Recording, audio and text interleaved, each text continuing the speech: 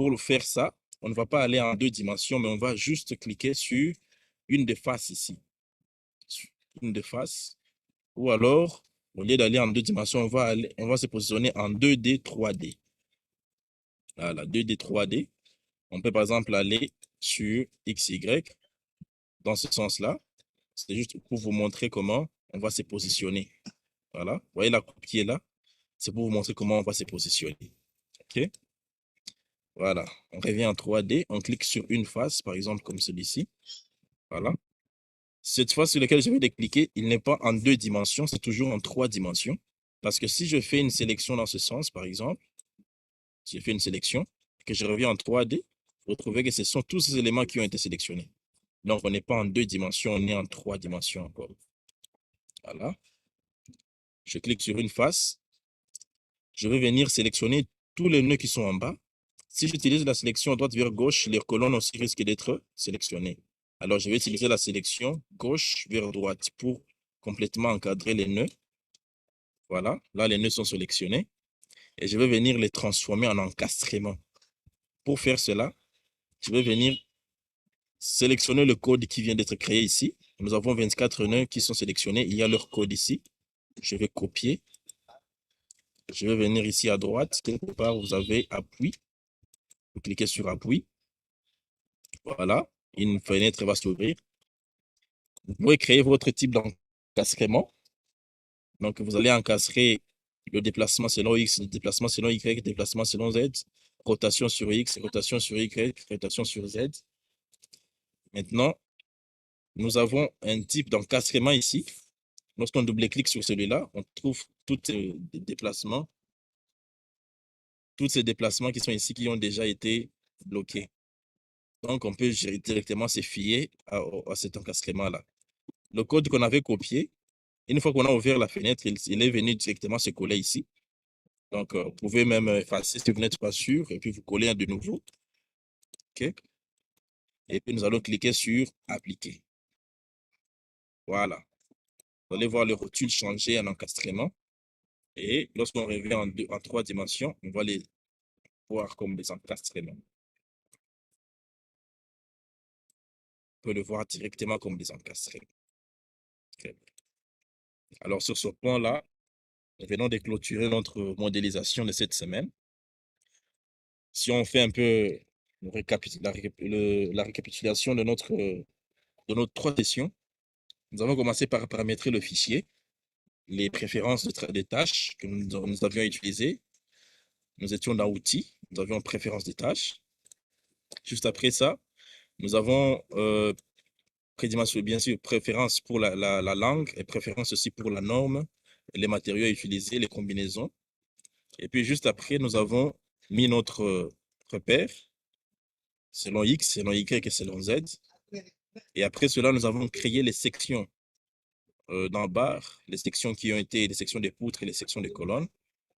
Et puis nous sommes positionnés en vue en plan pour les dessiner, en vue en plan 2Y, 2D en XY, tout en vérifiant très bien les niveaux auxquels nous nous trouvons.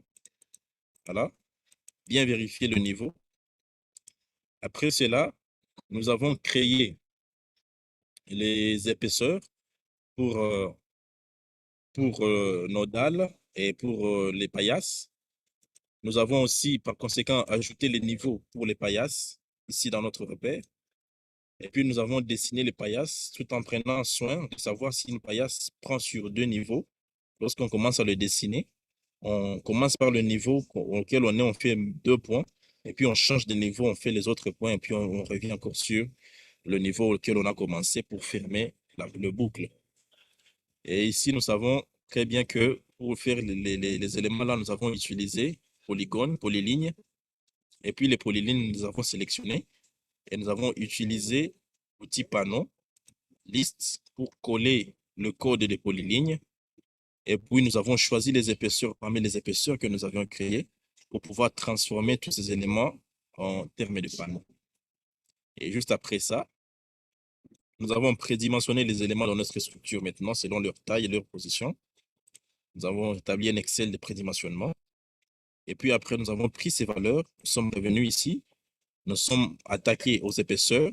en ouvrant chaque épaisseur, par exemple les toitures, en double-cliquant. Avant, c'était 10 cm, maintenant c'est 15. Nous avons changé toutes les épaisseurs qu'on a prédimensionnées. Nous sommes aussi attaqués aux sections. Nous avons changé, par exemple, en double-cliquant ici. Avant, nous avions 20 x 25, maintenant nous avons 20 x 40. Et nous les avons tous changés. Et maintenant, nous avons notre élément bien prédimensionné, bien modélisé. Et là, le projet est totalement en forme. La prochaine fois, nous allons maintenant introduire les charges à l'intérieur. Mais je vais vous laisser avec, un début d'introduction des charges. Le début, là, s'appelle définition des charges. Alors, la prochaine fois, nous allons commencer d'abord par définir quelles sont les charges permanentes qui seront déposées partout sur notre structure. Et puis, nous allons aussi déterminer quelles sont les charges d'exploitation utilisées à chaque niveau, parce que nous avons différencié les dalles d'étage et les dalles de la toiture à cause des charges. Pour appliquer les charges, on aura à sélectionner différemment. On va, par exemple, sélectionner la toiture pour mettre les charges d'isolation et sélectionner, par exemple, la dalle d'étage pour mettre les charges de carrelage. Donc, au niveau de la sélection, nous n'avons pas à passer à sélectionner encore et cliquer un élément à chaque fois. Nous allons utiliser l'élément que je vous ai flashé ici. Par exemple, si je veux mettre les charges, ou lorsque nous allons mettre les charges prochainement, on va par exemple choisir si on veut mettre la charge sur nos panneaux ici à l'étage, au niveau de la toiture. Nous allons choisir ici panneau, nous allons chercher toiture et les sélectionner pour essayer d'y mettre des charges. Au lieu de chercher l'élément un à un, et vous voyez que le projet déjà n'est pas petit du tout. Donc, sélectionner l'élément un à un serait un peu difficile à faire. Voilà. Avec cela, je vous laisse reprendre ce que nous avons fait. Ce soir, nous allons vous partager un exercice à faire dans le week-end et que vous serez en train de faire maintenant dans la prochaine fois. C'est un plan R+2, R+1. Pour le moment, c'est R+1. Mais on peut augmenter encore un autre niveau dessus, c'est R+1.